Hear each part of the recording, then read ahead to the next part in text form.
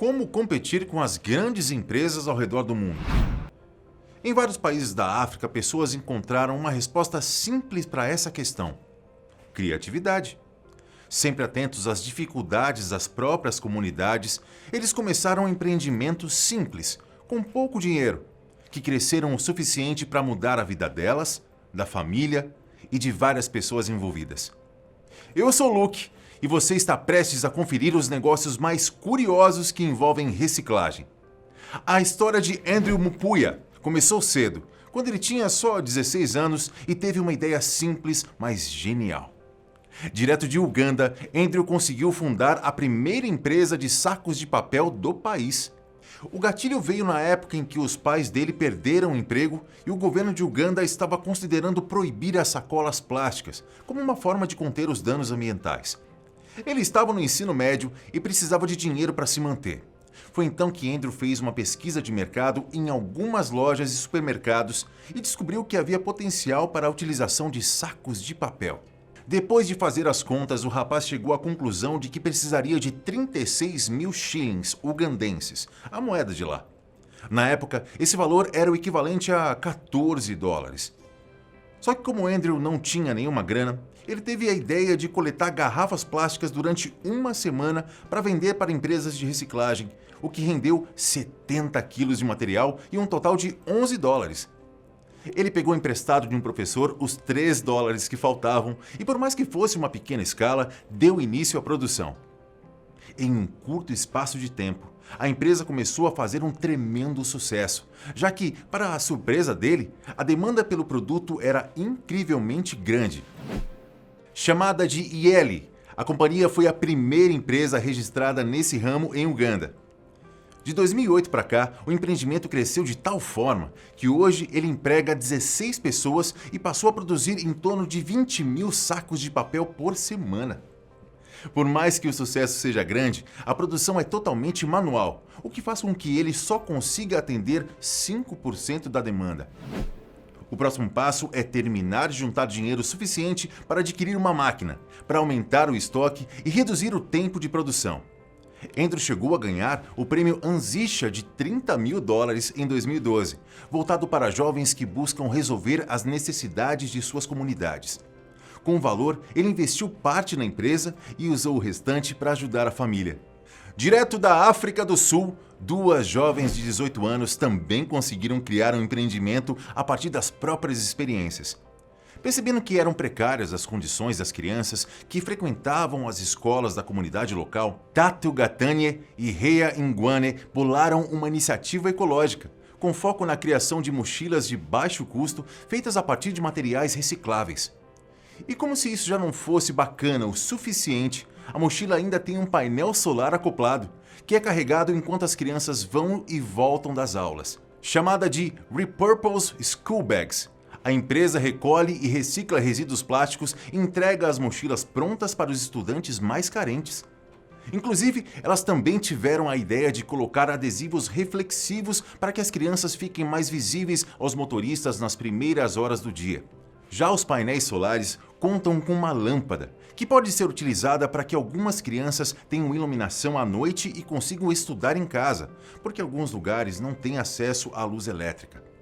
Sem falar que esses painéis ajudam as famílias a economizarem com velas e direcionar o dinheiro para outras coisas mais urgentes. Tato e Rea também fizeram algumas parcerias com empresas e pessoas da região, que estavam animadas para investir nelas e cobrir o custo das mochilas. O empreendimento chamou a atenção da mídia e em 2014 elas também ganharam um prêmio Anzisha. Atualmente, as duas empregam 17 funcionários e produziram cerca de 20 mochilas por dia.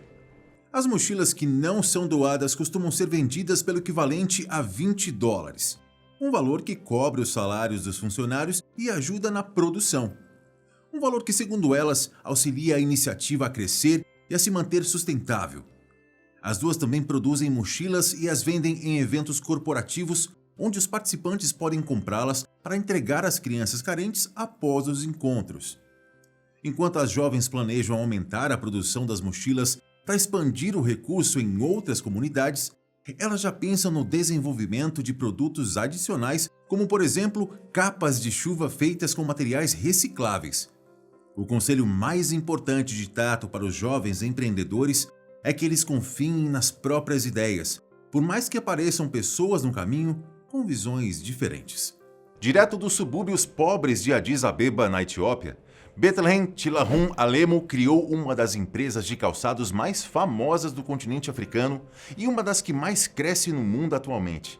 Batizada de Soul Rebels, a empresa conta com calçados feitos 100% à mão, a partir de materiais reciclados, roupas usadas, pneus de carros e tecidos orgânicos. São calçados vendidos em mais de 50 países, incluindo o Japão, Estados Unidos, Suíça e até Canadá. E não para por aí. Por ter crescido em uma comunidade em que as pessoas ao seu redor viviam em situação bastante precária, já que a quantidade de empregos era muito pequena em relação ao total de habitantes, Alemo sempre teve em mente que muitas pessoas eram talentosas e não tinham oportunidade de trabalhar com suas habilidades. É por isso que a Soul Rebels foi aberta com muitas pessoas de onde ela nasceu. Depois de se formar em contabilidade em 2004, Alemo já tinha quase tudo em mente. Faltava só a grana, que ela conseguiu com a ajuda financeira do marido, outros familiares e também amigos. No início de tudo, poucas pessoas trabalhavam com ela, mas com o passar do tempo e o aumento do negócio, Alemo passou a empregar mais de 100 pessoas e desenvolveu parcerias com cerca de 200 fornecedores da região. Além de ter pontos de venda na Europa, na Ásia, na América do Norte, os calçados Soul Rebels também podem ser encontrados em algumas lojas online, como a Amazon. No meio de todo o reconhecimento mundial da empresária, Alemo foi selecionada em 2011 pelo Fórum Econômico Mundial para a posição de líder jovem, além de também ter ganho o prêmio de Mulher de Negócios de Destaque no African Business Awards. Até 2012, a receita anual da empresa era de, no mínimo, $1 milhão. Da Etiópia, vamos para o Quênia, o ano 2009, e Lorna Ruto tinha um trabalho bacana em um banco, mas decidiu deixar a carreira de lado para começar a sua própria empresa de reciclagem de plástico, a EcoPost, que se tornou uma das maiores do ramo lá no país. Os resíduos plásticos normalmente coletados de latas de lixo e lixões de Nairobi são reciclados e então transformados em postes de cerca de casas e reservas florestais. Inclusive, hoje em dia, esse tipo de material tem se tornado cada vez mais solicitado em relação à madeira. Até 2019, mais de 10 mil postes haviam sido produzidos. Sem falar que a EcoPost foi responsável por gerar mais de 500 empregos e uma receita anual de $150 mil. E como se esse resultado positivo já não fosse o suficiente, a empresa ainda conseguiu salvar mais de 100 hectares de florestas no Quênia, que seriam devastadas para a produção de madeira. A meta de Lorna para o futuro é que a EcoPost possa estar em outros países da África e que gere emprego para cerca de 50 mil pessoas. Não demorou muito para que ela mudasse os trabalhos para uma fábrica maior e com mais equipamentos, um avanço considerável em relação ao primeiro espaço. Outro tipo de negócio que também tem gerado muitos empreendedores e feito sucesso em alguns países africanos como Quênia, Moçambique e Angola tem a ver com a produção de sandálias a partir de pneus velhos. Elas recebem muitos nomes ao redor do continente, mas o mais famoso é a Kala. E um desses empresários se chama Malcolm Gokali. Nascido em uma família pobre e trabalhadora, ele sempre precisou ajudar em casa para que todos tivessem o que comer.